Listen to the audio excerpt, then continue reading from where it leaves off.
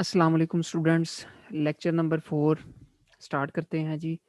हम लोग 1.3.5 आर्टिकल पे हैं आपकी बुक से, जिसका नाम है वेरिएबल डिक्लेरेशन। अभी तक हम लोगों ने वेरिएबल का नाम बनाना तो सीख लिया, अब उसका इस्तेमाल सीखते हैं कैसे हम लोगों ने वेरिएबल को डिक्लेयर कैसे करना है, वेरिएबल बनाना कैसे है। बेसिकली कहने से मुराद ये है, we need to declare a variable before we can use it in programme.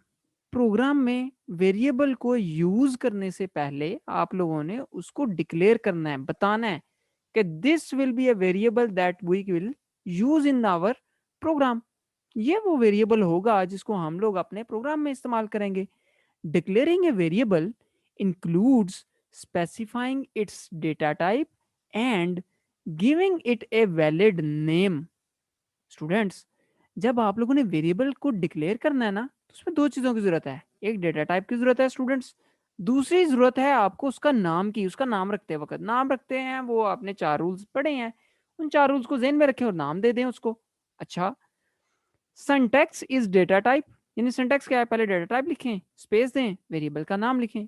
मसलन एग्जांपल के तौर पे जैसे ये देखें, एक unsigned integer age. Age basically क्या है, वेरिएबल का नाम है, और ये उसकी डेटा टाइप है जो पहले मैंने लाइन लगाई हुई हाईलाइट की। Float is data type, height is variable name, variable का नाम है height. Int is data type, salary is basically a variable, ये एक वेरिएबल है।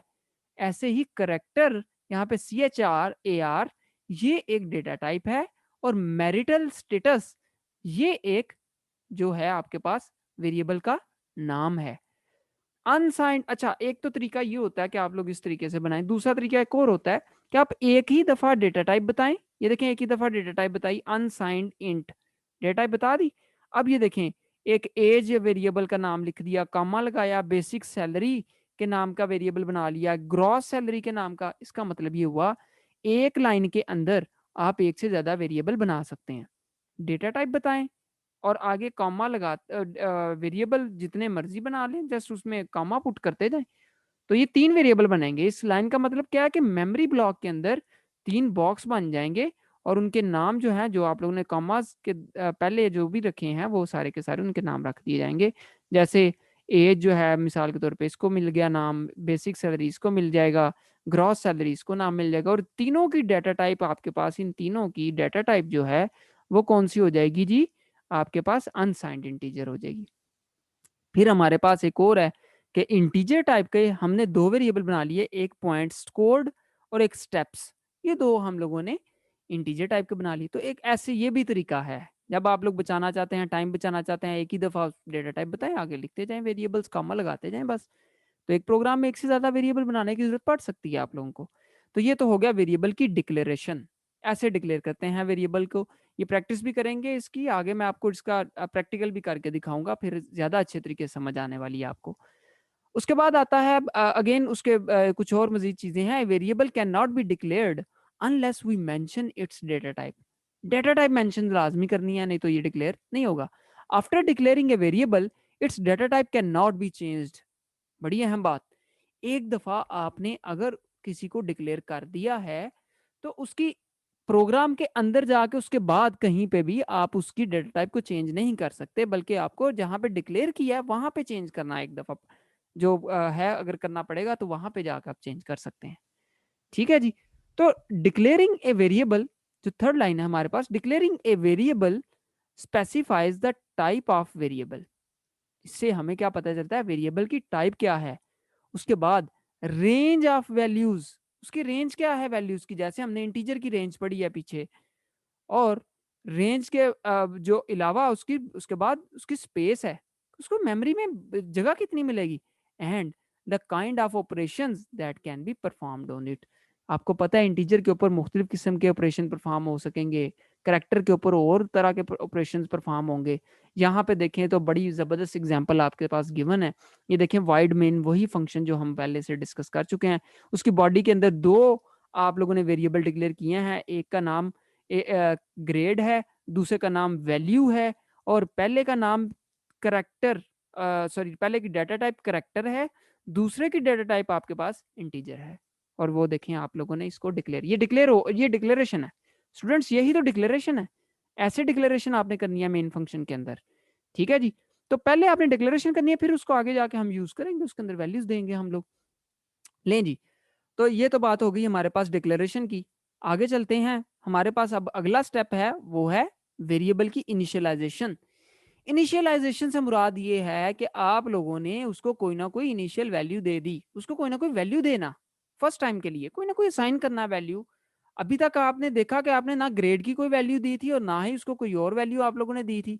तो हम ये चाहते हैं कि उसको जो है वो वैल्यू हम लोग उसको इनिशियलाइज कर दें, उसको कोई ना कोई वैल्यू दें। अब उस जो आपने ब्लॉक्स बनाए हैं, होगा क्या यहाँ पे देखें तो C language allows use to initialize a variable both at time of declaration and after declaring it. बच्चों इससे क्या मुराद है, जरा समझिएगा। जो बात मैं यहाँ पे बताने लगा हूं ना, इसको आपने समझना है कि ये है क्या। सी लैंग्वेज के अंदर आप जब डिक्लेयर कर रहे हैं ना किसी भी वेरिएबल को, तब भी वैल्यू दे सकते हैं। अगर आपने उस वक्त नहीं दी तो बाद में भी दे सकते हैं। अच्छा वो कैसे, मसलन यहाँ पे देखें तो आपने एक करेक्टर टाइप की ग्रेड बनाया। क्या हुआ, मेमोरी के अंदर एक ब्लॉक बना, इसको साथ साथ एनोटेशन की मदद से समझिएगा। यहाँ पे आपने क्या बना दिया, इसका नाम क्या रख दिया, ग्रेड। ठीक है जी, ये इसका नाम हमने रख दिया ग्रेड। और इसकी टाइप क्या है, हमें पता है जी, करेक्टर। हम लोगों ने टाइप इसकी रखी हुई है, तो इसको मैंने करेक्टर टाइप कह दिया। अब इसके अंदर अभी अभी कुछ भी नहीं है, अभी कुछ भी नहीं है, खाली है, ये देखें खाली है बिल्कुल। फिर हमने एक और ब्लॉक बनाया, उसका नाम क्या रखा, वैल्यू का। यहाँ पे मैं बना रहा हूँ जी वो ब्लॉक साइड पे, इस साइड पे। और इसका नाम हमने क्या रख दिया, ये इंटीजर टाइप का है, और इसके अंदर ये इसका नाम क्या है, वैल्यू। ओके, वैल्यू हम लोगों ने नाम रख दिया इसका। और इसके अंदर देखें साथ ही हमने वैल्यू भी दे दिया, इक्वल। इक्वल का इक्वल्स की मदद से हम क्या करते हैं, वैल्यू को असाइन करते हैं, और इक्वल को हम असाइनमेंट ऑपरेटर भी कहते हैं। ये बात याद रखनी है। और इसके अंदर हमने वैल्यू रख दी 25। अब देखें जी, यहाँ पे हमने जब उसको डिक्लेयर किया था ना वैल्यू को, वहां पे ही वैल्यू भी असाइन कर दी। तो इसको हम क्या कहते हैं कि हम लोगों ने डिक्लेरेशन के दौरान वैल्यू असाइन कर दी है। दूसरा तरीका ये है कि ये देखें, आपने पहले डिक्लेयर किया वेरिएबल, फिर उस ग्रेड के अंदर जाके वैल्यू रख दिया, और वैल्यू क्या रख दिया, ए। हमेशा बात याद रखनी है, जब भी करेक्टर टाइप की आपने वैल्यू असाइन करनी है तो सिंगल कोटेशन मार्क में देनी है। देखें 25 इंटीजर था ना, तो उसके इर्द गिर्द हमने कोटेशन मार्क नहीं लगाया कि इंटीजर था। लेकिन जब करेक्टर की वैल्यू आपने देनी है ना करेक्टर में, तो फिर बच्चों आप लोगों ने उसको सिंगल कोटेशन मार्क के अंदर देना है। ये बात आपने याद रखनी है। तो इस तरीके से आप लोग वैल्यू को असाइन करते हैं। लें जी, हमारा जो लास्ट एक्टिविटी है, एक्टिविटी 1.8, इसको करते हैं और इस चैप्टर का अख्ताम हुआ चाहता है यहाँ पे। तो मैं आपको ये प्रोग्राम आपके सामने करूँगा, ये देखें, इसको इम्प्लीमेंट करके दिखाऊंगा, फिर आपको सही समझ आएगी। कहता है राइट ए प्रोग्राम, एक प्रोग्राम लिखें दैट डिक्लेयर्स, जो कि डिक्लेयर करे वेरिएबल्स को ऑफ अप्रोप्रिएट डेटा टाइप। अपने हिसाब से उसकी डेटा टाइप रखें, यानी उस हिसाब से जिस हिसाब से आपने उसको उसके अंदर वैल्यू रखनी है। To store your personal data, अपना पर्सनल डेटा जो है वो स्टोर करने के लिए। और उसको फिर इनिशियलाइज भी आपने करना है।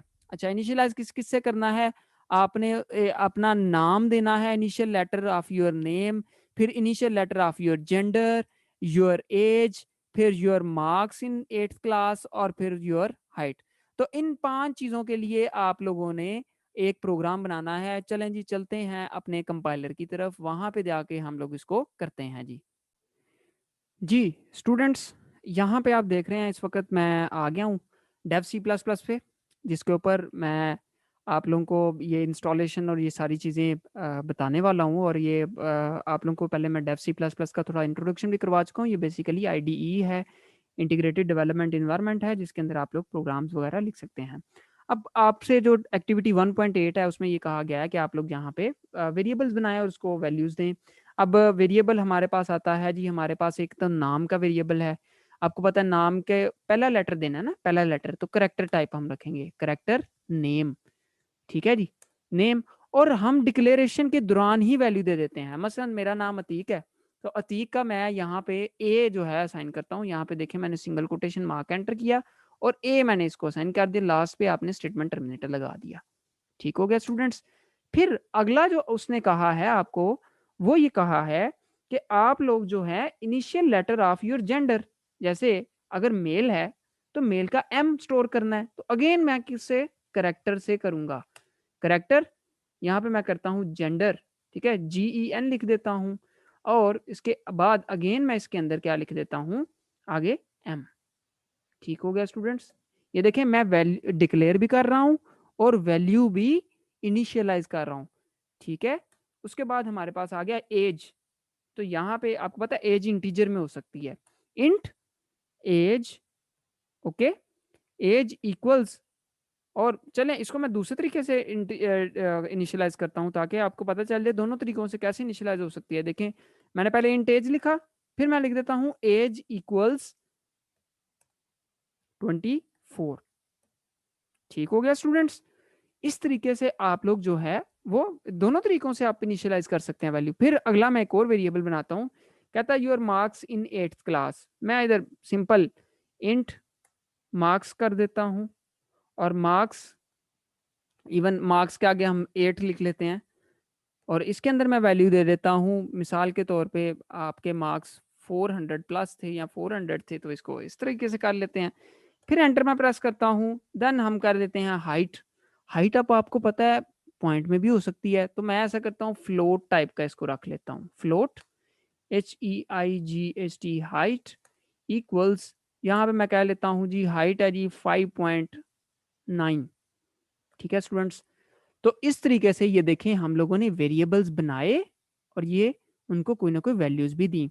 तो इस तरीके से ये देखें हमारे पास इनकी वैल्यूज भी आ गई हैं और दोनों तरीकों से हम लोगों ने ये चीज़ कर ली है। अभी इसको प्रिंट कैसे करना है, ये चीज़ें सारी कैसी करनी है, ये भी चैप्टर 2 के अंदर हम लोग देखेंगे। यहाँ पे आपका चैप्टर 1 ख़त्म हुआ चाहता है। मुझे उम्मीद है आपको बड़े अच्छे तरीके से समझ आई होगी। किसी किस्म का सवाल हो तो आप कमेंट करिएगा, बताइएगा, मैं इंशाल्लाह आपको उसमें आपको रिप्लाई कर दूंगा। इसके अलावा जो नेक्स्ट है, मैं अगले लेक्चर के अंदर समरी और जो आपकी एक्सरसाइज है, सॉल्यूशन है उसका, मैं वो आपसे शेयर करता हूँ। तो तब तक के लिए मुझे इजाज़त दीजिए। अल्लाह हाफ़िज़।